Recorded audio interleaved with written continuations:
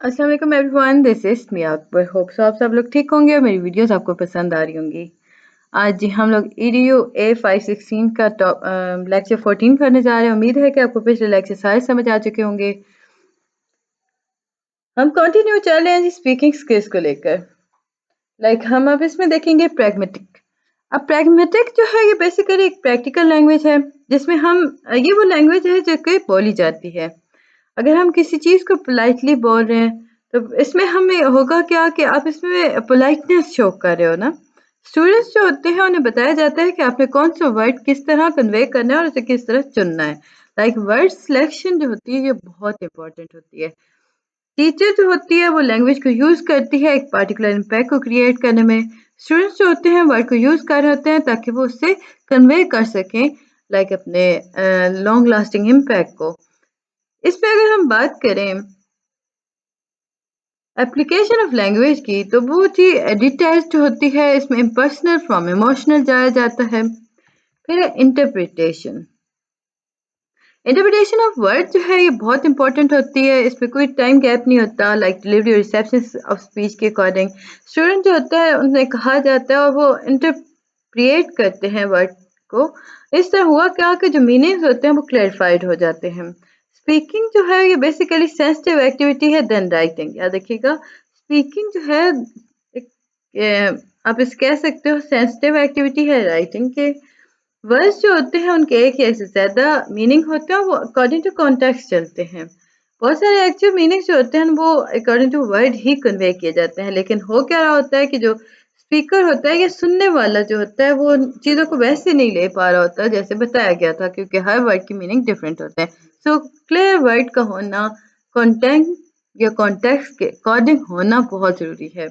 फिर speaking skills, इसमें description हमारे पास आ जाती हैं। हम पूरी डिटेल दे रहे होते हैं, बच्चों को बता देते हैं कि डिटेल में इसने कैसे जाना है। फिर है जी एडजेक्टिव। एडजेक्टिव बेसिकली डिस्क्राइब करता है पीपल और प्लेसेस को। इसमें हम अगर बीइंग अ टीचर अगर बात की जाती है तो इसमें कभी भी क्लास के अंदर ऑब्वियस नहीं कि हुआ जाता कि कौन सा वीक स्टूडेंट है। इनकरेज किया जाता है कोलैबोरेशन को, कोऑपरेशन को। अब होता है ना कि आजकल के अगर हम देखें तो बहुत सारे स्कूल में फेवरेटिज्म चल रहा होता है। एक स्टूडेंट को वो समझ लेती है टीचर के first impact is last impact या first impression is the last impression. हुआ क्या कि फर्स्ट टेस्ट हुआ, बच्चा एक 0 मार्क्स ले रहा है, टीचर ने उसे क्रिटिसाइज किया, डिमोटिवेट हो गया।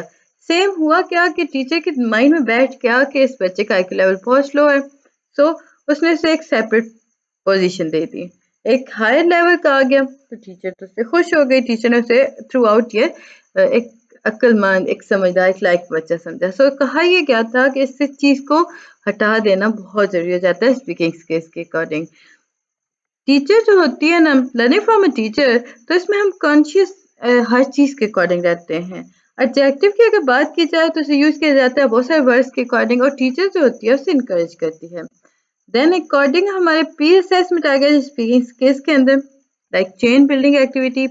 पीयर असेसमेंट क्या है, ये एमसीक्यूज में आगे आ गया था। Chain building activity, pair work. Pair work जो है ये असेसिंग आपकी स्किल्स को असेस बेसिकली जजमेंट को कहा जाता है। तो पेयर वर्क जो होता है ना बेसिकली ये यूजफुल होता है आपकी स्किल्स को असेस करने में। टीचर जो होती है कंसंट्रेट कर रही होती है मार्क्स डिस्ट्रीब्यूशन पर, कभी कभार ऐसा भी हो रहा होता है, रेदर देन स्पीकिंग स्किल्स पर। इसमें अगर गुड आइडिया की हम बात करें तो वो ये होता है कि क्लास को आप पेयर में डिवाइड कर दो और उन्हें कहो कि आप एक दूसरे से बात करें, फॉरेन लैंग्वेज को यूज करते हुए करें। 1-to-1 असेसमेंट जो होती है वो सक्सेसफुल नहीं होती जितनी कि पेयर वर्क हो रहा होता है। फिर है रिफ्लेक्शन। ये एक और मेथड है जिसके थ्रू स्टूडेंट्स जो होते हैं वो असेस किए जाते हैं। अब टीचर जो होती है पेयर्स को इनवाइट करती है इन फ्रंट ऑफ क्लास और देन उन्हें कहती है कि आपने जो कुछ बनाया वो क्लास को बताएं। इसमें स्टूडेंट्स जो होते हैं लाइक कन्वर्सेशन स्टार्ट करते हैं पेयर्स के अकॉर्डिंग, वो रिफ्लेक्ट कर रहे होते हैं होल क्लास को। फिर है जी आपके पास टीचर सपोर्ट। टीचर जो होती है वो इसकी सपोर्ट जो होती है वो बहुत इंपॉर्टेंट होती है। जब स्टूडेंट लर्न कर रहा होता है ना इंडिपेंडेंटली, तो उसमें सेंसेस क्रिएट हो रही होती है और टीचर जो होती है वो उन चीज़ों को मॉनिटर कर रही होती है, फैसिलिटेट कर रही होती है, सुपरवाइज कर रही होती है। टीचर जो होती है हर किस्म के बायस को रिमूव कर रही होती है, appreciate use of vocabulary use कर रही होती है अपने असेसमेंट के अंदर। लर्निंग आउटकम तो ये आपके इस टॉपिक वाइज था, इसमें कोई पेपर रिलेटेड नहीं था। लेक्चर 15 आपके पास आ जाता है जी, English language skills. 4 basic language जो होती हैं जी, स्किल्स होती हैं जो कि आपको लैंग्वेज हेल्प कराती हैं सीखने में। अब वो 4 कौन से, शॉर्ट क्वेश्चन था। Listening, speaking, reading and then writing. Listening skills को अगर हम बात करें तो इसमें आप फोकस करते हो इंटोनेशंस पर, प्रोनाउंसिएशंस पर। ऑडियो एड्स आ गए इसमें, लाइक इसमें प्रोडक्ट्स की बात की जाती है जो कि कन्वर्सेशंस के अकॉर्डिंग यूज हो रही होती है। स्टूडेंट जो होता है वो सीख जाता है इससे। अब हम जरा डिटेल में देख लेते हैं लिसनिंग स्किल्स। लिसनिंग स्किल्स की अगर हम बात करें तो इसमें होता क्या है कि टीचर जो होती है वो बोर्ड पे लिखती है, स्टूडेंट्स पे फोकस कर रहा होता है, देन टीचर उस चीज को डिफाइन करती है। वर्ड स्ट्रेस की अगर हम बात करते हैं, what is word stress, important है जी ये आपका क्वेश्चन। स्ट्रेस जब हम किसी वर्ड पे दे रहे होते हैं, लाइक हम किसी लफ्ज पर जब जोर देते हैं तो उसका मतलब है कि हम वर्ड स्ट्रेस कर रहे हैं। इंटोनेशन, ये हो रहा है जी हाई और low pitch of spoken sentence. Collocations, like इसमें हम दो या दो से ज्यादा वर्ड्स को एक साथ मिला करें, कोलैबोरेट कर रहे हैं वर्ड्स को, ये सेंटेंस को एक शेप देते हैं। इसके बाद ही टॉपिक 74 बस इम्पोर्टेंट था। इसमें अगर वेज टू डेवलप क्वेश्चन आता है कि हाउ मेनी वेज या हाउ टू डेवलप फोकस। अब इसमें देखें तो डिफरेंट वेज होते हैं जी जिसके थ्रू आप डेवलप कर सकते हो फोकस। टीचर जो होती है स्टूडेंट्स को बताती है कि आप नंबर्स पे देखें, फॉर एग्जांपल 15 एंड 50। अब बहुत सारे ऐसे नंबर्स होते हैं जो कि कंफ्यूजन क्रिएट करते हैं, जैसे आप बोलते हो ना 15 50। अब बच्चे होते हैं उन्हें समझ नहीं आ रहा होता कि वो क्या नोट करें। सो टीचर जो होती है नंबर्स पे बहुत ध्यान देती है, लाइक वो बोलेगी तो not 15 and 50, she said that's 15 and there is a 50, like एक अलग से आ गया ना, उन्होंने ये वर्ड स्ट्रेस किया ताकि समझ आ सके बच्चों को। तो इस तरह की चीजें होती हैं जी। लिसनिंग एग्जाम्स की अगर हम बात करें तो उसे क्लैरिफाई करना पड़ता है ताकि स्टूडेंट्स जो है वो केयरफुली समझ सकें। कम्युनिकेशन गैप जो होती है ये बेसिकली स्पीकिंग एक्सरसाइज के दरमियान आ जाता है, लिसनिंग स्किल्स पीस में आ जाती हैं। अगर हम इस गैप की बात करते हैं तो टीचर जो होती है वो रिपीट करती है अपने ऑडियो को, और इस हद तक करती है, लाइक हम बात कर चुके हैं लास्ट टॉपिक्स में कि 5 टाइम तक करती है। तो होता क्या है कि जब स्टूडेंट एक दफ़ा मिस कर गया सेकंड में अटेम्प्ट करेगा, कुछ होते हैं ज़्यादा नहीं समझ पा रहे होते हैं, वो लास्ट आपके रिकॉल पे समझ जाते हैं, उन्हें मिस इन्फॉर्मेशन मिल जाती है। फिर है जी एमसीक्यूज के अकॉर्डिंग आपके इम्पोर्टेंट ऐसे जो होते हैं वो लाइक लिटरेचर सिलेबस का हिस्सा है। ऐसे जो है क्या, व्हाट इज ऐसे। ऐसे जो है ये कलेक्शन ऑफ सेंटेंस है, पैराग्राफ है। इसमें एक प्रॉपर बिगनिंग होगी, इसमें आप पर्पस बताओगे इस पैराग्राफ का, आप न्यू आइडिया को लेके आओगे पैराग्राफ, न्यू पैराग्राफ के थ्रू। लाइक आप कैसे बना रहे हो ना, सबसे पहले आप एक बिगनिंग रखोगे, फिर स्टार्टिंग के बाद आप उसमें पर्पस ऑफ द पैराग्राफ बताओगे उस बिगनिंग के अंदर। फिर जी आप एक नया आइडिया को लेके आ रहे हो तो न्यू पैराग्राफ में आओगे, देन उस लिंक करोगे उस पास पैराग्राफ को या पीएफ को, देन आप सेंटेंस के फॉर्मेशन कर रहे होगे, ऐसे क्या फॉर्मेशन कर रहे होगे। स्टूडेंट्स जो होते हैं इसमें different kind of adjective use कर रहे होते हैं, टीचर जो होती है उन्हें बताती है अल्टरनेटिव वर्ड्स क्या हैं, किन वर्ड्स को आप बार बार यूज कर सकते हो, किसको आप ऑथेंटिक मैसेज से निकाल दोगे। ऐसे के अंदर 3 पैराग्राफ्स होते हैं। लेक्चर 16 आपके पास आ गया, match the word, defining character. अब देखिए मैच द वर्ड के वो आप लाइक इस तरह करते थे ना, यहाँ पे एप्पल बना हुआ है तो आपने उसके साथ करना है, या सेम इसी तरह के डिफरेंट वर्ड्स को आप मैच करते थे। तो ये वही बात यहाँ पे सारी बताई गई थी। सो इसमें द इम्पोर्टेंट कुछ नहीं था पेपर पॉइंट ऑफ व्यू से। कैरेक्टर्स को डिफाइन करना, कैरेक्टर्स के आप इसमें क्लैरिटी का होना बहुत ज़रूरी होता है।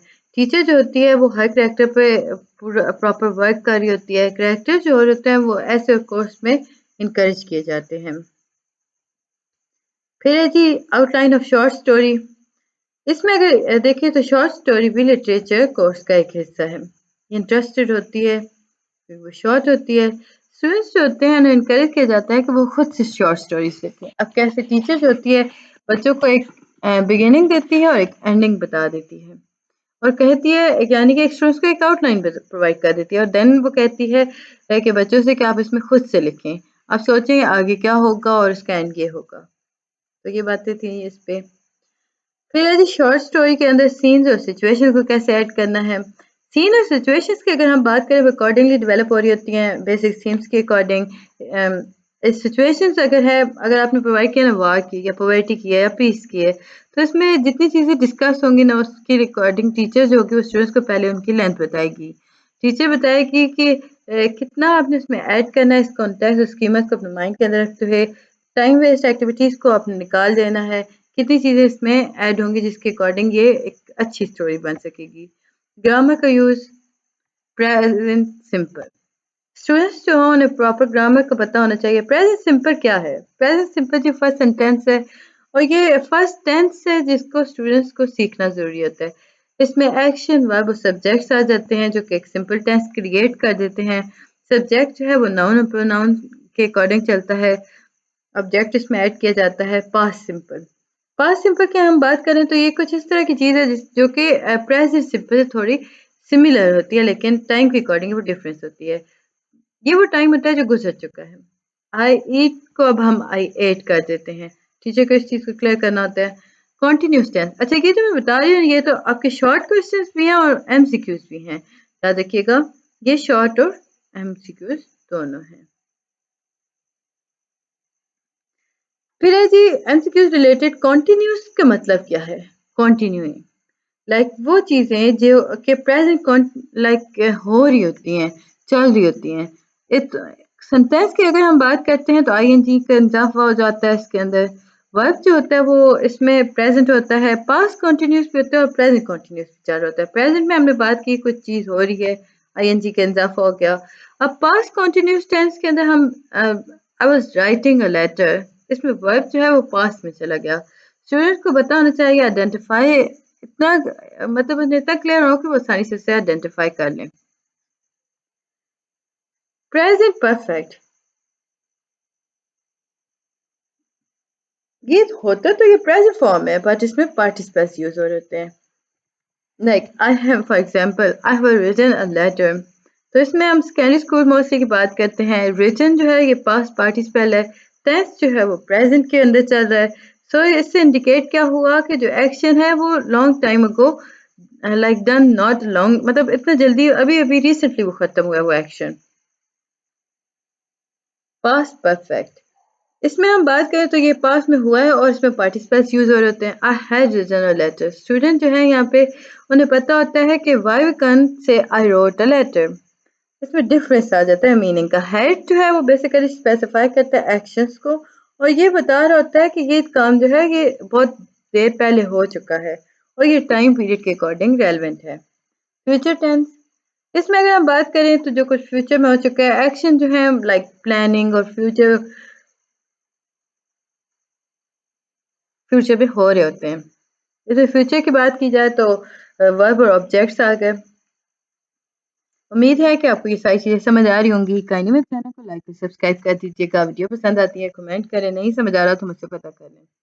सर्वे सर्वे की अगर हम बात करते हैं इसमें फेवरेट जेनरे ऑफ लेक्चर्स को यूज़ किया जाता है जैसे कि बच्चों से पता किया जाता है उन्हें क्या चीज़ पसंद है। पोइट्री हो गई, शॉर्ट स्टोरीज हो गई, नॉवेल्स हो गया। फीडबैक और सर्विस के अकॉर्डिंग दिया जाता है। इसमें आप मटेरियल को ऐड करो तो according to the preference of the student. Best की अगर बात करें तो टीचर जो होता है वो परसेंटेज ऑफ सिलेबस को स्टूडेंट्स की नीड के अकॉर्डिंग लेके चलता है। लाइक उनसे पूछता है कि आप किस चीज़ में इंटरेस्टेड हो और उसके अकॉर्डिंग वो सिलेबस बनाते हैं। Planning for different group planning अगर हम देखें ना मिक्स एबिलिटी ग्रुप्स की तो इसका मतलब ये हुआ टीचर जो है वो कैटर कर रही है नीड्स ऑफ स्टूडेंट्स को। असेसमेंट जो है वो ब्रोक डाउन की जाती है लेवल ऑफ स्टूडेंट्स के अकॉर्डिंग। टास्क जो होते हैं वो अकॉर्डिंग टू एबिलिटीज चलते हैं। इसमें कॉम्प्लिकेटेड क्वेश्चंस भी आ जाते हैं जो कि चैलेंज करते हैं स्टूडेंट्स को। क्लियर इंस्ट्रक्शन स्टार्ट में टीचर को इंस्ट्रक्शन जो है वो क्लियर देनी चाहिए। कोई भी एम्बिग्यूटीज उसमें नहीं आनी चाहिए। वेस्ट ऑफ टाइम होता है नहीं हो। डिमोटिवेटिंग फैक्टर्स उसमें नहीं होने चाहिए। कोई कंफ्यूजन ना होना चाहिए उसमें। फिर है जी आपके पास नीड एनालिसिस। नीड एनालिसिस के अगर हम देखें तो प्राइमरी स्कूल चिल्ड्रन जो होते हैं उनकी नीड और इमोशंस को देखना टीचर का काम होता है। सेकेंडरी स्टूडेंट्स जो होते हैं वो कभी-कभार ऐसा होता है कि जब वो लर्न कर रहे हैं तो वो अपनी नीड को शो नहीं कर रहे होते। सो नीड एनालिसिस टीचर का काम है, वो मुख्तलिफ तरीकों से, मुख्तलिफ फ़लसफ़ों से टेक्नीक से वो पता करती है, कभी क्वेश्चंस करके। उम्मीद है कि आपको ये सारी चीज़ें समझ आई होंगी। मिलते हैं नेक्स्ट वीडियो में, तब तक के लिए अल्लाह हाफ़िज़।